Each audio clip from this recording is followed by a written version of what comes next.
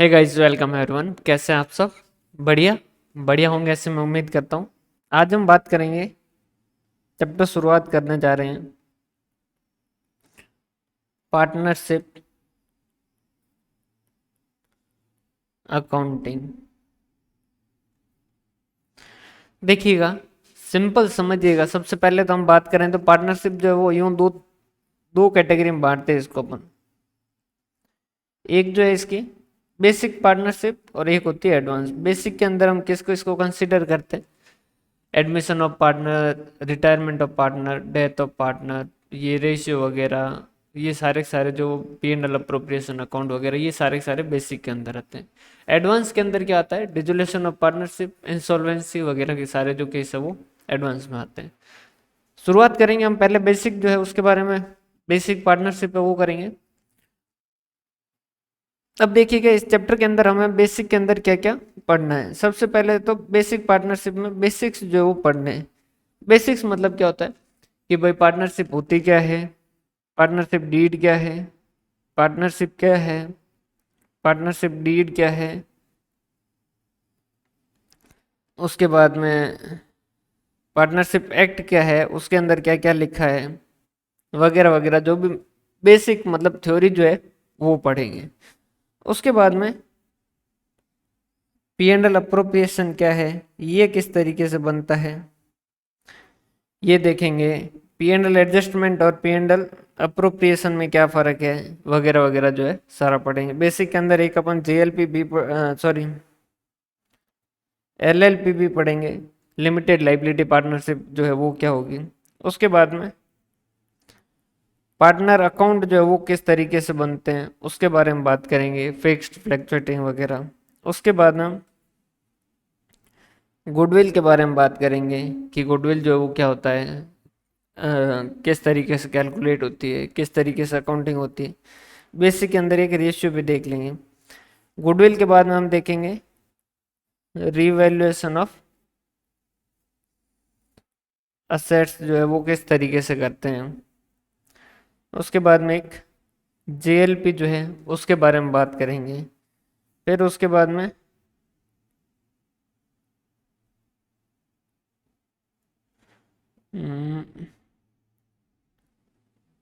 Admission, retirement, death के बारे में बात कर देंगे। इसके बाद में पार्टनर अकाउंट के अंदर यहाँ पर एक जो गारंटी दी जाती है उसके बारे में बात कर लेंगे। और उसके बाद में मिसलिनियस टॉपिक्स जो है उसके बारे में बात करेंगे। तो ये है हेलीकॉप्टर व्यू। टोटल हम ओवरऑल इस चैप्टर के अंदर क्या क्या चीज़ें पढ़ने वाले हैं वो सारी बातें जो वो मैंने आपको पहले बता दी, ताकि ऐसा ना हो कि एक्चुअल क्या होता है, बड़ा चैप्टर होता है तो आदमी भटक जाता है कि यार कहाँ बैठे हैं, क्या पढ़ रहे हैं। तो ओवरऑल आपको पता रहे कि भाई आप किस जगह पे हैं। तो ये एक हेलीकॉप्टर व्यू कि भाई इसमें क्या क्या पढ़ेंगे। सबसे बिल्कुल सिंपल है कि भाई पहले बेसिक पढ़ेंगे। इंटरेस्ट ऑन कैपिटल कब देते हैं, इंटरेस्ट ऑन ड्राइंग कब देते हैं, इंटरेस्ट ऑन कैपिटल को किस तरीके से शॉर्टकट से कैलकुलेट करते हैं, ड्राइंग में कैलकुलेट करते हैं या नहीं करते हैं, किस में कैलकुलेट करते हैं, कैसे कैलकुलेट करते हैं, पार्टनर अकाउंट क्या होता है, पार्टनर फिक्स्ड कैपिटल अकाउंट क्या होता है, फ्लक्चुएटिंग क्या होता है, P&L एडजस्टमेंट अकाउंट क्या होता है, P&L अप्रोप्रिएशन अकाउंट क्या होता है, दोनों में फ़र्क क्या है, कब बनता है। उसके बाद में गुडविल जो है वो कैसे कैलकुलेट होती है, उसका एडजस्टमेंट किस तरीके से होता है, रिवैल्यूएशन ऑफ एसेट क्यों करते हैं, किस तरीके से करते हैं, और उसका किस तरीके से एडजस्टमेंट होगा, क्या अकाउंटिंग हो एंट्री होगी, रिजर्व वगैरह जो है उनका क्या होगा, किस तरीके से होगा, JLP का क्या होगा, किस तरीके से होगा। ये सारी चीज़ें, एडमिशन, रिटायरमेंट, डेथ वगैरह, इनके बारे में सारा बात करें, मिसलिनियस टॉपिक के बारे में। देखिए, वैसे तो आपने 11th और 12th के अंदर इसको देखा है, तो 12th में देखा है। और अगर आप 12th में ही पढ़ रहे हैं और ये देख रहे हैं तो भी आपको चिंता करने की जरूरत नहीं, बिल्कुल बेसिक से शुरू करें। देखो, सबसे पहले तो आप समझिएगा कि कोई भी अकाउंट इसमें बनेगा तो बनेगा क्यों। क्लियर है? और वो समझने के लिए आपको पता होना चाहिए कि ये बिजनेस होता कैसे है। ये जो पार्टनरशिप का बिजनेस है वो होता कैसे है भाई। पहले अगर हम बात करेंगे भाई बिजनेस जो किस तरीके से होते हैं, सबसे पहला सबसे छोटा तरीका बिजनेस का क्या है?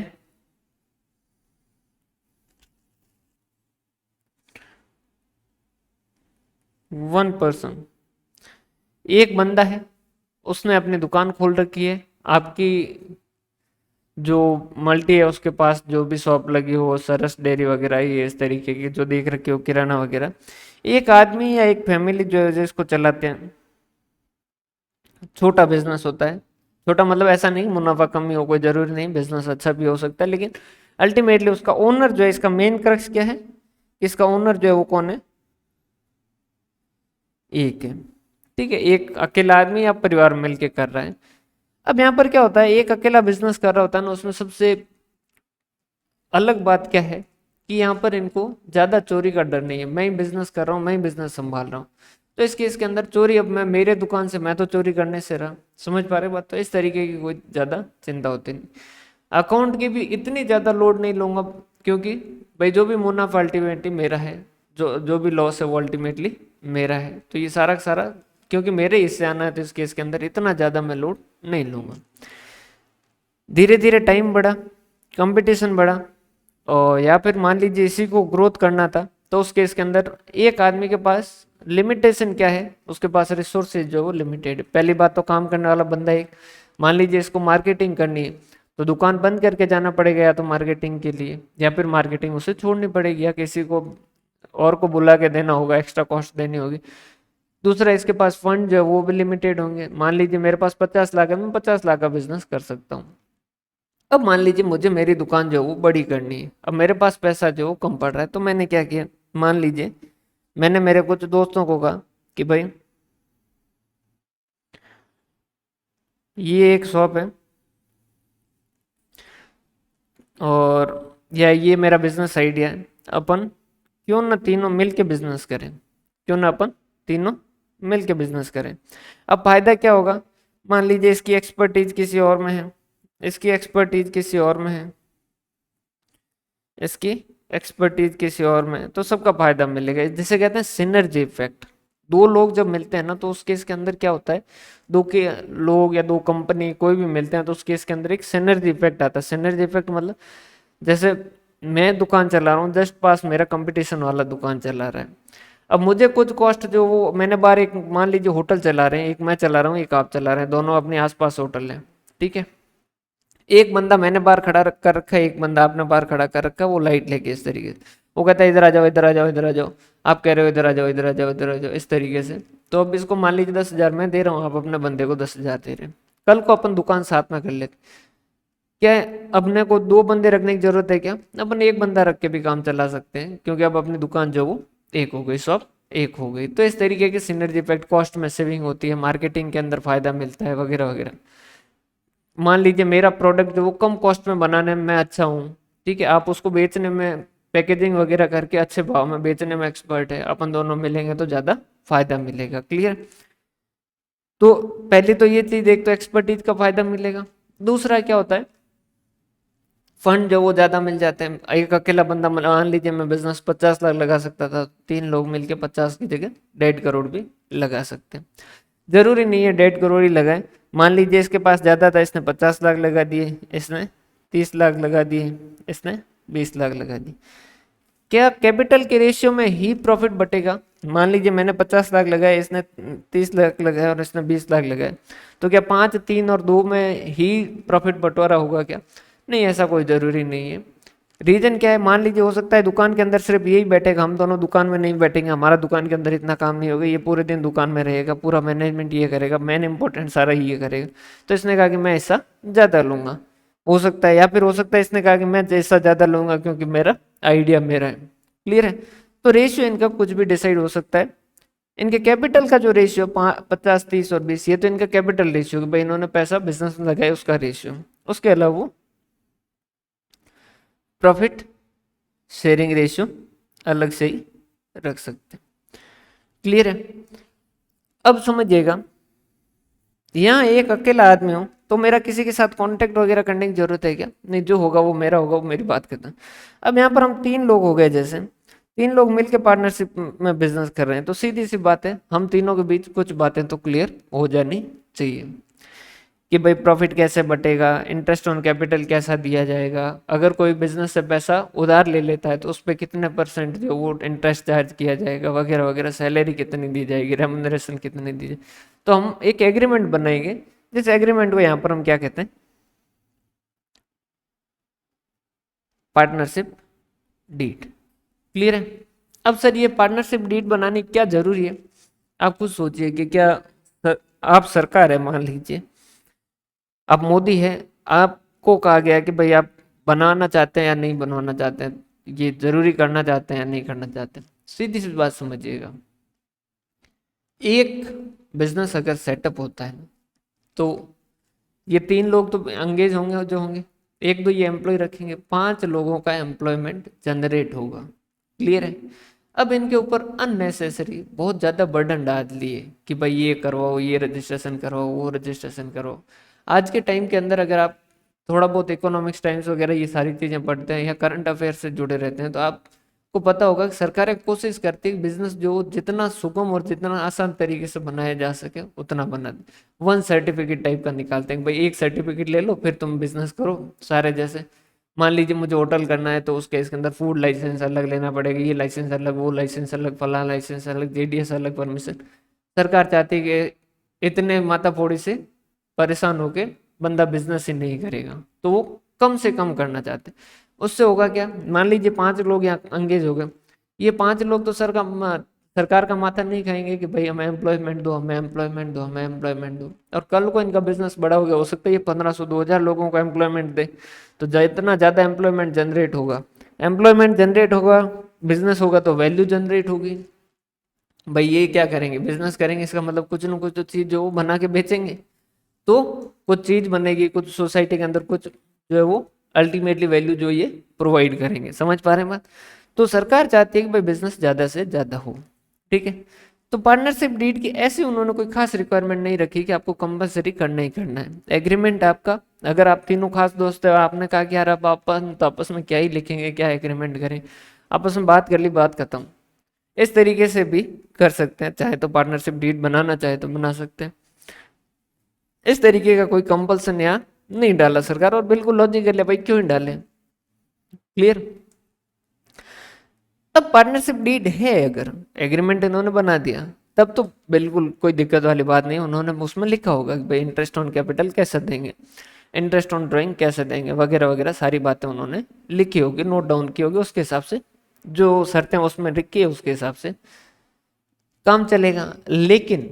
लेकिन मान लीजिए इन्होंने पार्टनरशिप डीड नहीं बनाई कि भाई तीनों दोस्त है अपन तो आपस में क्या ही डीड बनाएंगे, अपन तो बिजनेस करते हैं। क्लियर। और इन्होंने ऐसा करके बिजनेस जो शुरू कर दिया और पार्टनरशिप डीड नहीं बनाई। कल को इनके बीच में कोई कंफ्यूजन हो गया, कुछ लड़ाई झगड़ा हो गया कि भाई ये कह रहा है कि मुझे कम हिस्सा मिल रहा है, ये कह रहा है मेरे को सैलरी नहीं दे रहे, ये कह रहे हैं ये नालायक मेरे को इंटरेस्ट नहीं दे रहे, मैंने बिजनेस में पैसा ज़्यादा लगाया। अगर ऐसा कोई कंफ्यूजन हो तो उस केस के अंदर सरकार ने कहा चलो तुम पार्टनरशिप डीड नहीं बनाते हो, तुम आलसी हो, तो तुम लोगों के लिए भाई हम स्टूडेंट को कहते हैं तुम समरी नोट्स बनाओ, कुछ नालायक नहीं बनाते हैं। तो फिर लास्ट में हम जाके क्या कहते हैं, कोई बात नहीं तुमने नहीं बनाए हम प्रोवाइड करेंगे। समझ पा रहे बात भाई। आखिर तो सरकार चाहती है भाई ये बिजनेस किसी भी तरीके से चले, तो उन्होंने कहा कि अगर कर देते हो तो ठीक, नहीं करते हो तो तुम आ जाना हमारे पास। हमने कहा किसके पास, पार्टनरशिप एक्ट के पास। हमने कहा ये क्या है पार्टनरशिप एक्ट, तो उन्होंने कहा कि हमने एक कानून बना रखा है पार्टनरशिप एक्ट, जिसके अंदर सारी बातें लिखी है कि अगर पार्टनरशिप डीड नहीं है तो इस केस के अंदर ये होगा, इस केस के अंदर ये होगा, वगैरह वगैरह सारी बात। तो अगर ये नहीं लिखा है डीड तो उस केस के अंदर आप हमारे पास आ जाइएगा, हम आपको बता दें। क्लियर। समझ पा रहे हो बात। अब इस पार्टनरशिप के अंदर एक सबसे बड़ी समस्या क्या थी पता है, सबसे बड़ी समस्या थी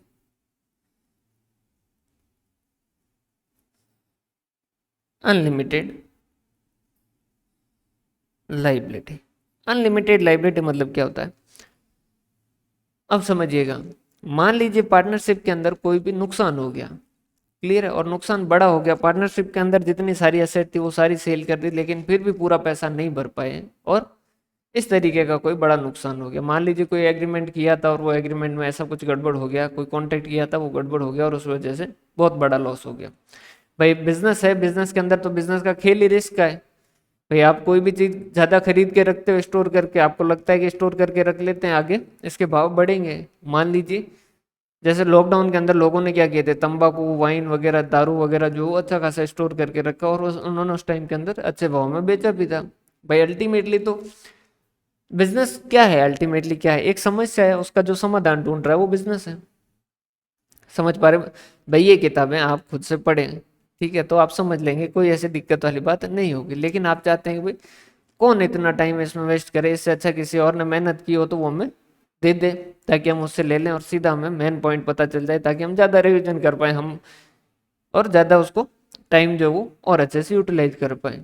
क्लियर है? तो आपकी एक समस्या जिसको हम समाधान कर रहे हैं, वैसा वैसा अल्टीमेटली कोई भी बिजनेस है। सर टीचिंग को भी आप बिजनेस कह रहे हैं, हाँ रियली ये भाई, तो कोई भी चीज इसको बिजनेस देखिए, अगर एजुकेशन को बिजनेस के रूप में देखेंगे ना तो उससे ज्यादा फायदा होगा। रीजन क्या होगा, बिजनेस के अंदर हमेशा जो सर्विस प्रोवाइडर है वो ज्यादा से ज्यादा वैल्यू प्रोवाइड करने की कोशिश करेगा। भाई अगर हम जैसे आपसे 5,000 रुपये लेंगे तो हम चाहेंगे कि आपको 5,000 की जगह वैल्यू जो मिले वो मान लीजिए 30-40 हज़ार की मिले, ताकि आपको सेटिस्फेक्शन जो हो बहुत ज्यादा, और आगे जाके भी कहें कि हाँ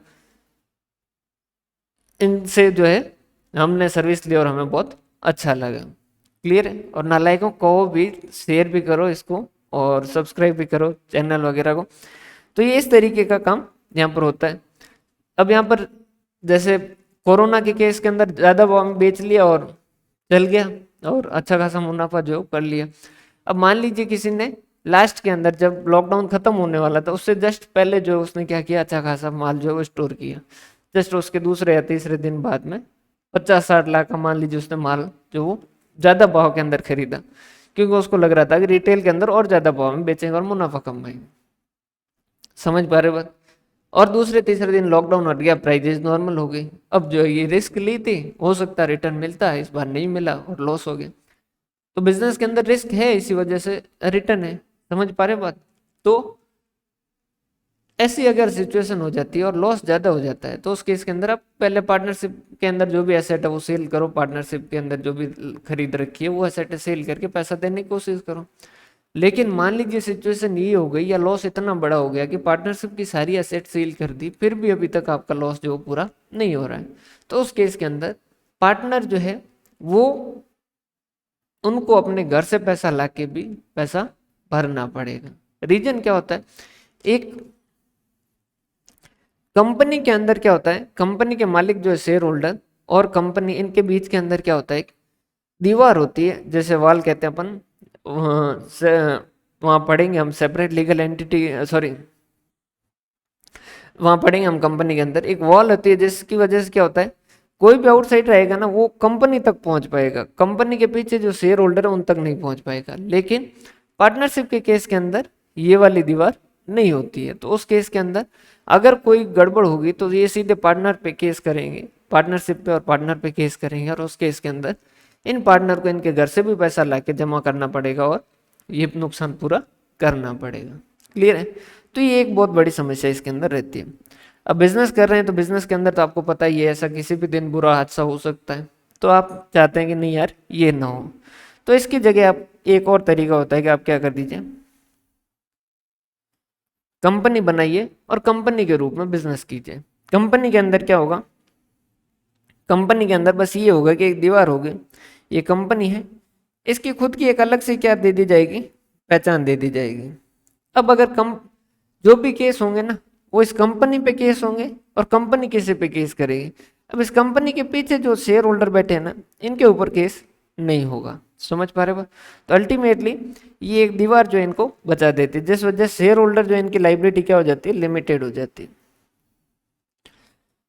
तो ये रिस्क कम करने के लिए आप कंपनी में जाना चाहेंगे, लेकिन कंपनी में जाने के लिए आपको एक समस्या और होगी। वो समस्या क्या होगी, कंपनी के अंदर कंपनीज एक्ट जो वो बहुत सारे रूल्स और रेगुलेशन बना रखे हैं जो कि फॉलो करने पड़ेंगे। सर कंपनी के अंदर रूल्स और रेगुलेशन क्यों बनाए, वहां सरकार नहीं चाहती बिजनेस जो बढ़े, चाहती है बिजनेस बढ़े, लेकिन कंपनी के केस में क्या होता है, देखो पैसा होता है शेयर होल्डर का, और कंपनी को मैनेज करते हैं बोर्ड ऑफ डायरेक्टर वगैरह मैनेजर। अब किसी और का पैसा आपको दिया जाए संभालने के लिए, तो क्या आप उसे लेके भाग जाएंगे? इसके चांसेस नहीं बनते सर, जाहिर सी बातें बनते हैं। तो उसको प्रोटेक्ट करने के लिए कंपनीज एक्ट बना रखा और उसमें काफी जो है वो रूल्स रेगुलेशन बना रखे हैं जिनको आपको फॉलो करना पड़ेगा।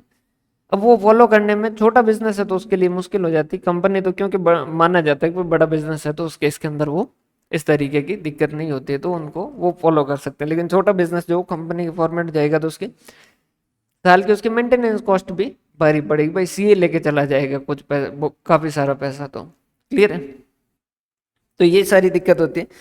तो इसके बीच में एक और तरीका निकाला गया जिसे हम कहते हैं लिमिटेड लाइबिलिटी पार्टनरशिप, जिसे कहते हैं एलएलपी। इसके अंदर क्या है पूरी पार्टनरशिप, लेकिन उसमें अनलिमिटेड की जगह लिमिटेड लाइबिलिटी कर दिया कंपनी का। एक भाई पार्टनरशिप से हम कंपनी में क्यों जाना चाह रहे थे? लिमिटेड लाइबिलिटी के लिए। लेकिन क्यों नहीं जा पा रहे थे? क्योंकि वहां पर बहुत सारे हमें रूल्स और रेगुलेशन वाली दिक्कतें, तो उन्होंने कहा तुम्हारा पार्टनरशिप के जैसा जैसा होगा और तुम्हारी लाइबिलिटी भी लिमिटेड कर देंगे। तो इस तरीके से एक और फॉर्मेट जो है दिया गया लिमिटेड लाइबिलिटी। आज के टाइम में तो कंपनी में भी एक 1% कंपनी दी है, एक अकेला आदमी बिजनेस कर सकता है, इस तरीके का दिया गया। अब समझिएगा हमें क्या देखना है। सबसे पहले से पहले तो बेसिक के अंदर हम क्या देखेंगे, आज जो है वो सिर्फ बेसिक देखेंगे। बेसिक के अंदर देखेंगे अगर पार्टनरशिप डीड जो है वो नहीं है तो उस केस के अंदर क्या होगा। दूसरा हम देखेंगे कि पार्टनरशिप है क्या, उसकी क्या डेफिनेशन दी गई है, किस तरीके से, वो सब देखेंगे।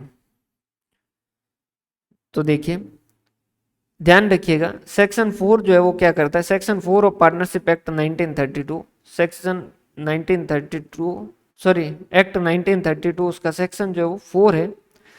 उसने क्या कहा है कि पार्टनरशिप क्या है उसको डिफाइन किया है। ध्यान से समझिएगा, एक एक वर्ड जो है वो लिखा जाता है लॉ के अंदर, तो ऐसा नहीं है कि वो टाइम पास के लिए लिखते हैं। एक एक वर्ड जो सोच समझ के लिखा जाता है उसका कुछ ना कुछ मतलब होता है। पार्टनरशिप क्या है? Is a relationship between persons.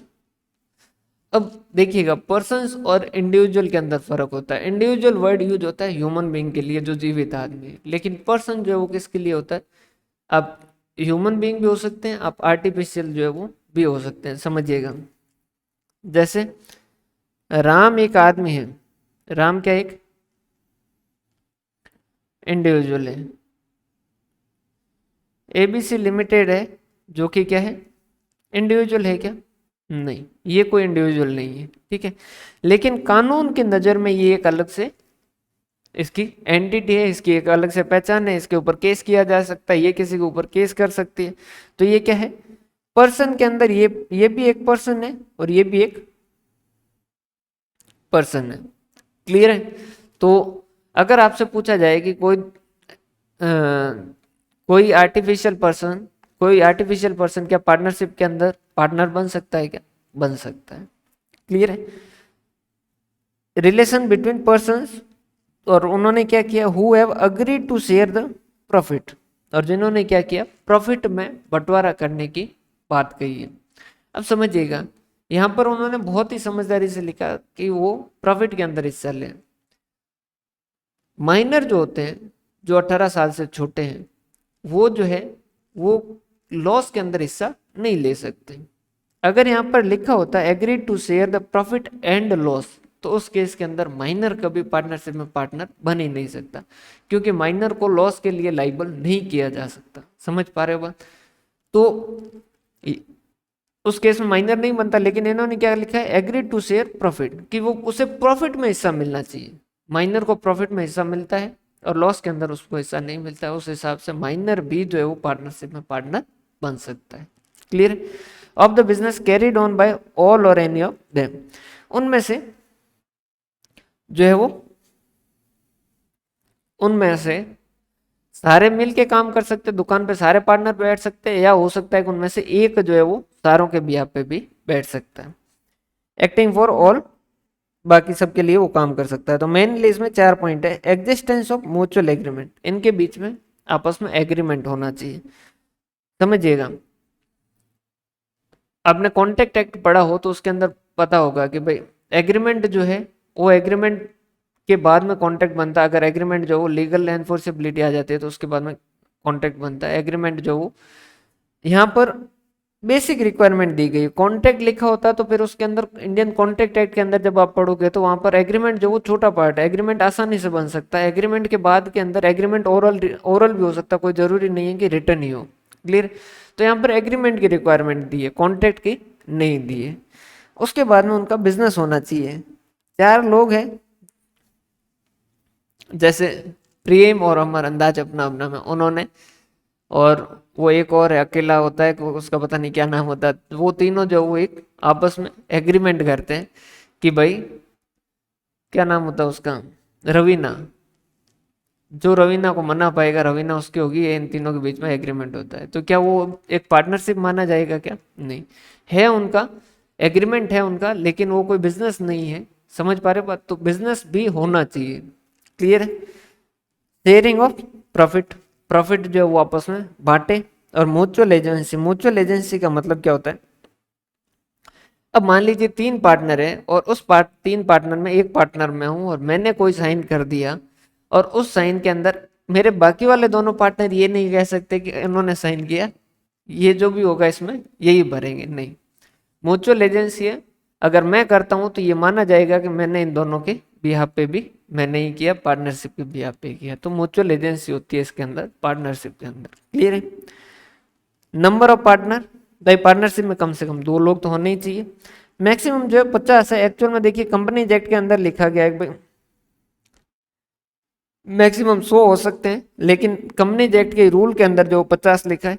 अब एक जगह लिखा है ज्यादा से ज्यादा 50 हो सकते हैं, एक जगह लिखा ज्यादा से ज्यादा 100 हो सकते हैं। इसका मतलब ज्यादा से ज्यादा 50 ही हो पाएंगे, क्योंकि 50 से 51 हो जाएगा तो ये तो मान लेगा, लेकिन रूल जो वो मना कर देगा। तो अल्टीमेटली मैक्सिमम अगर कोई पूछे कि मैक्सिमम कितने पार्टनर हो सकते हैं तो उसके इसके अंदर 50 हो सकते हैं।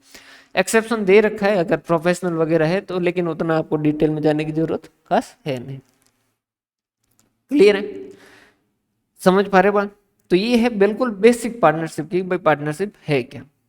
अब हमने कहा कि भाई पार्टनरशिप के अंदर और क्या क्या फीचर है, तो वो पार्टनरशिप का हम एलएलपी के साथ देखेंगे तो और ज्यादा अच्छे से समझ आ जाए। एलएलपी हमने क्या कहा कि पार्टनरशिप के जैसा का जैसा है, लेकिन उसमें लाइबिलिटी जो वो लिमिटेड है। अब लिमिटेड लाइबिलिटी है तो उसके साथ साथ थोड़े से देखिए, एलएलपी जो है वो क्या है, कंपनी एक्ट का और पार्टनरशिप एक्ट के बीच का एक पार्ट है एलएलपी एक्ट। जो कुछ फीचर्स इसने किससे लिए, पार्टनरशिप से लिए, कुछ फीचर्स उसने किससे लिए, कंपनी से लिए। जैसे कंपनी के अंदर रजिस्ट्रेशन होगा तो उसे क्या करेंगे, एक सेपरेट लीगल एंटिटी देंगे, और क्योंकि उसे सेपरेट लीगल एंटिटी देंगे पार्टनरशिप को, तो उस केस के अंदर उसका रजिस्ट्रेशन होना चाहिए। भाई अगर जैसे किसी को अपन एक अलग से पहचान देंगे लॉ के नजर में, तो उसकी एक अलग से पहचान बनानी तो पड़ेगी ना, कि भाई इस नाम से जाना जाएगा। तो कंपनी का क्या होता है, एक रजिस्ट्रेशन होता है। रजिस्ट्रेशन किसके पास होता है, रजिस्ट्रार ऑफ कंपनी। ठीक है। अब एलएलपी है, इसमें भी लिमिटेड लाइबिलिटी है, तो इसका भी रजिस्ट्रेशन होगा। सर इसके रजिस्ट्रेशन के लिए कुछ अलग होगा क्या? नहीं, कंपनी का जो रजिस्ट्रार उसके पास ही कंपनी होगी। पार्टनरशिप में ऐसा कोई रजिस्ट्रेशन जरूरी नहीं है। रीजन क्या है, क्योंकि वहां पर कोई ऐसी अलग से उसकी लीगल एंटिटी दी नहीं गई है। क्लियर। एप्लीकेबल लॉ क्या है, इसमें इंडियन पार्टनरशिप एक्ट लगता है, इसमें लिमिटेड लाइबिलिटी पार्टनरशिप एक्ट लगता है, जो कि आया 2008 में, ये आया 1932। रजिस्ट्रेशन इसके अंदर ऑप्शनल है, आप चाहे तो करवाइए, इसमें कंपलसरी है, जरूरी आपको करवाना ही होगा। आरओसी जब रजिस्टर करेगा तभी एलएलपी जो वो एग्जिस्टेंस में आएगी, क्योंकि उसकी एक अलग से पहचान देनी पड़ेगी। जब पहचान देंगे तभी वो काम कर पाएगी। क्रिएशन किसका होता है, इसका क्रिएटेड बाय एग्रीमेंट। 3 पार्टनर है, 4 पार्टनर आपस में एग्रीमेंट कर लिया, पार्टनरशिप शुरू हो गई। इसमें क्या होगा, क्रिएटेड बाय लॉ। जैसे 4 पार्टनर है, चारों ने आपस में एग्रीमेंट कर लिया, क्या शुरू हो जाएगी क्या? नहीं। चारों ने जैसे एग्रीमेंट करने के बाद आरओसी के पास जाओ, आरओसी के पास क्या करो, उसे रजिस्टर करो, तब जाके तुम्हारी एलएलपी बनेगी, तब तो इसको लॉ बनाएगा। बॉडी कॉर्पोरेट है क्या ये? नहीं, ये कोई बॉडी कॉर्पोरेट नहीं है, ये बॉडी कॉर्पोरेट है। सेपरेट लीगल एंटिटी, इसकी कोई सेपरेट लीगल एंटिटी नहीं है, इसकी सेपरेट लीगल एंटिटी है। सेपरेट लीगल एंटिटी मतलब इसकी अलग से पहचान है। अब जैसे एक पार्टनरशिप है तो कोई भी उसकी अलग से पहचान नहीं है, उसका अलग से कोई ऐसा वजूद नहीं है। जबकि एलएलपी है तो उसका एक रजिस्ट्रेशन हो रखा है, उसका एक अलग से नाम है, तो उसका अलग से एक तरीके से पहचान मिल जाएगी। परपेचुअल सक्सेशन, परपेचुअल सक्सेशन मतलब क्या होता है, अगर पार्टनरशिप के अंदर मान लीजिए ये पार्टनरशिप है, ए बी और सी तीनों ने एग्रीमेंट किया और पार्टनरशिप की, अब सी चला जाएगा तो पार्टनरशिप गई। सर दो बचे, इनको दो को वापस एक बार नया एग्रीमेंट इनको बनाना पड़ेगा, तब जाके पार्टनरशिप बने। क्यों? क्योंकि यहाँ पर पार्टनरशिप की कोई अलग से पहचान नहीं है, इन तीनों के एग्रीमेंट की ही पहचान है। यहीं पर अगर जैसे ए बी और सी है, इन्होंने जैसे एलएलपी बनाई, तो इन तीनों का रजिस्ट्रेशन जो है ये तीनों ने मान लीजिए क्या बना दी, एलएलपी बना दी। तो अब एलएलपी जो है इसका एक अलग से नाम हो गया है, समझ पा रहे हो बात?